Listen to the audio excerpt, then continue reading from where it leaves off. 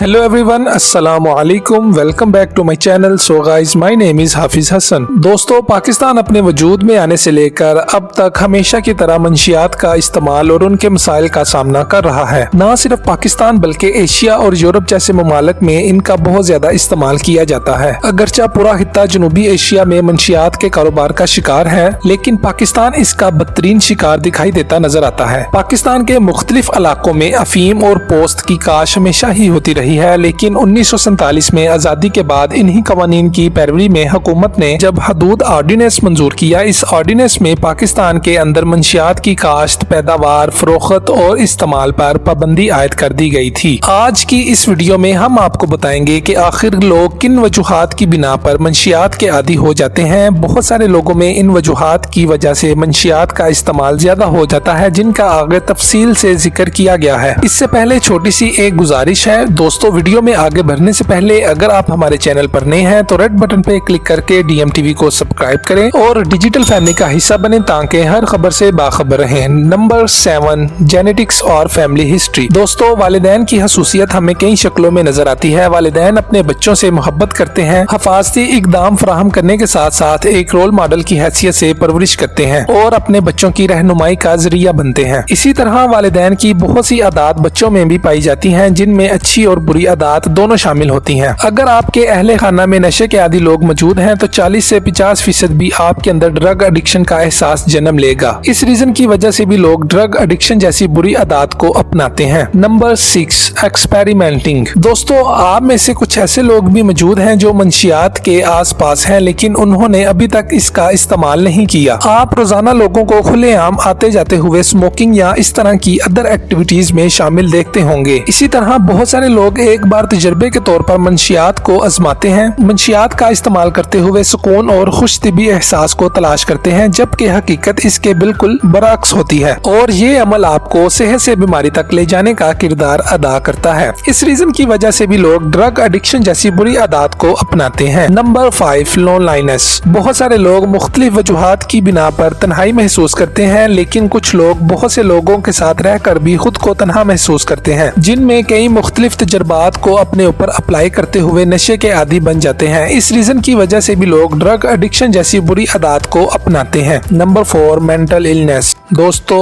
Emotional disturbance جب ہمارے mind اور باڈی کے اندر آتی ہے تو اس کو مینٹل النس کہتے ہیں. بہت سارے لوگ ذہنی دباؤ, پریشانی کی وجہ سے بھی نشے کی عادت کو اپناتے ہیں. اس ریزن کی وجہ سے بھی لوگ ڈرگ ایڈکشن جیسی بری عادات کو اپناتے ہیں. Number 3, recreation. دوست کی برتھ ڈے, بھائی کی شادی اور دیگر اس طرح کی منفرد تقریبات میں جا کر لوگوں جیسا بن جانا یا ان جیسا بننے کی کوشش کرنا اور ڈرگز کا استعمال جو ہماری باڈی اور مائنڈ کے لیے نقصان دہ ثابت ہوتا ہے. اس ریزن کی وجہ سے بھی لوگ ڈرگ ایڈکشن جیسی بری عادات کو اپناتے ہیں. نمبر 2, اینڈ آف ریلیشن شپ. رشتوں کا خاتمہ انسان کی زندگی کا ایک انتہائی جذباتی طور پر تباہ کن واقعہ ہوتا ہے. محبت میں ناکامی, شادی شدہ زندگی کا ختم ہو جانا انسان کی زندگی پر بہت گہرا اثر ڈالتا ہے اور منشیات کو اپنے رشتے کے غم میں غم زدہ ہو کر استعمال کرتے ہیں. اس ریزن کی وجہ سے بھی لوگ ڈرگ ایڈکشن جیسی بری عادات کو اپناتے ہیں. Number 1, financial stress. دوستو, مالی دباؤ کا بوجھ بہت سارے لوگوں کے لیے ناقابل برداشت ہو جاتا ہے. مالی دباؤ لوگوں کو مایوس اور قابو سے باہر ہونے کا احساس دلاتا ہے. ان احساسات سے جذباتی اور نفسیاتی حالات پیدا ہوتے ہیں جو منشیات کے استعمال کو متحرک کرتے ہیں. منشیات اکثر لوگ اپنی مالی ذمہ داریوں کو فراموش کرنے کے لیے ان کا استعمال کرتے ہیں. دوستو, صحت مند زندگی خداوند تعالیٰ کی بے شمار نعمتوں میں سے ایک نعمت ہے. صحت مند زندگی اللہ تعالیٰ کی طرف سے اپنے بندوں کے لیے خوبصورت تحفہ ہے. امید ہے آج کی ویڈیو آپ کو اچھی لگی. لائک شیئر کرنا مت بھولیے گا. اپنے میزبان حافظ حسن کو اجازت دیں. ملتے ہیں ایک نیو ویڈیو کے ساتھ, تب تک کے لیے اللہ حافظ.